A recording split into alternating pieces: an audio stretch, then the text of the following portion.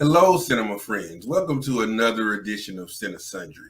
I'm your host, Markus Seaberry, and today it's the end of the world as we know it as we review the disaster comedy Don't Look Up.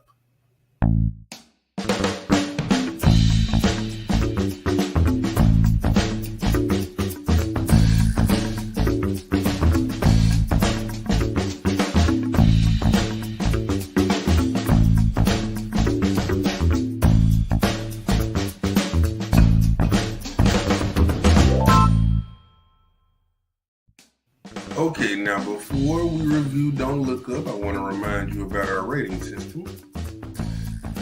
There it is. The top score is auteur. That is for projects that were just the best, the very best.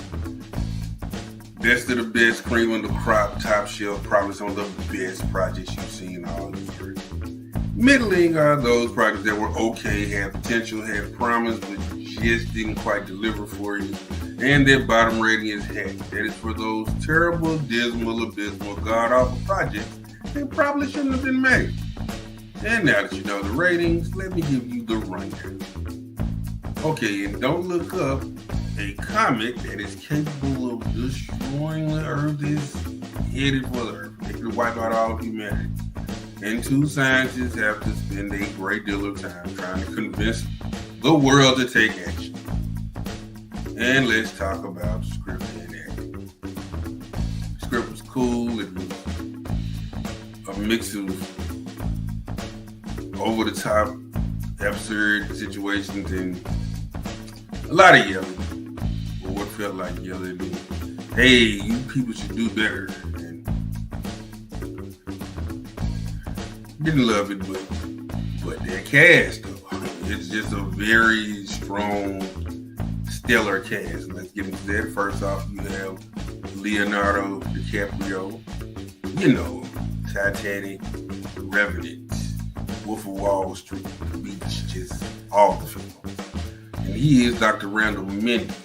He's a naive guy, just full of hope and idealism, and he kind of gets caught up and lost in all the spectacle and spotlight.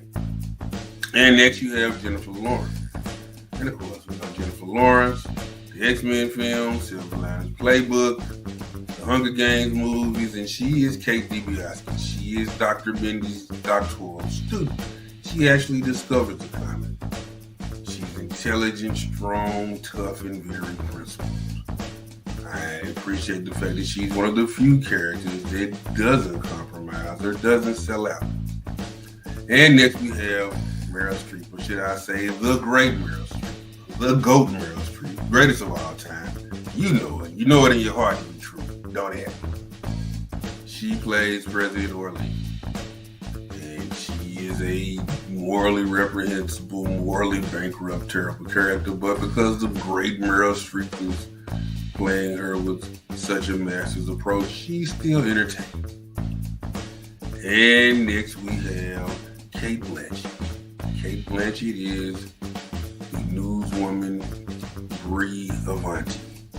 She's all about herself. She's all about image, how it's going to boost the ratings, how it's going to improve her quality of life.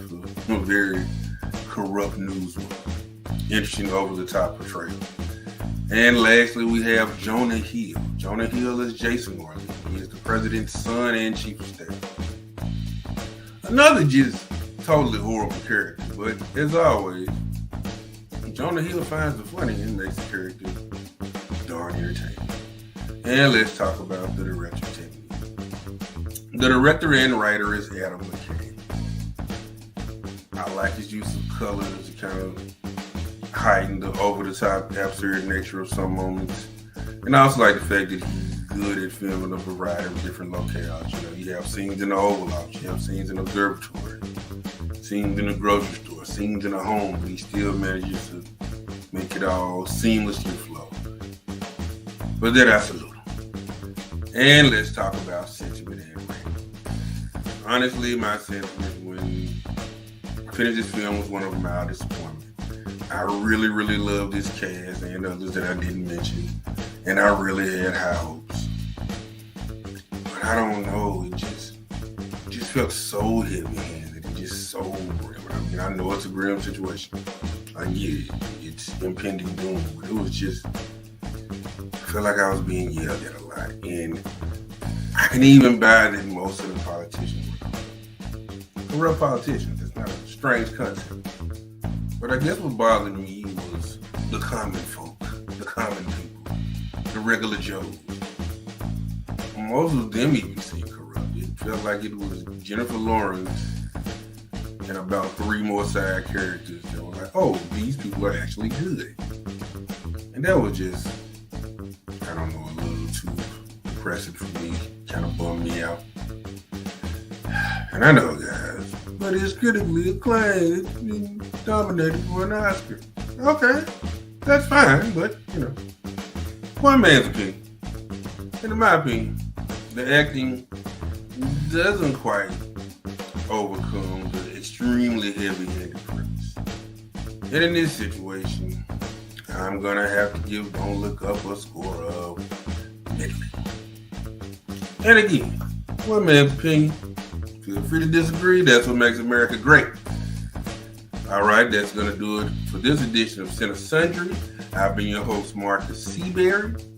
And as always, I ask that you like on the video, comment on the video, subscribe to the channel. And remember, guys, take some time. Treat yourself to a movie. See you next time.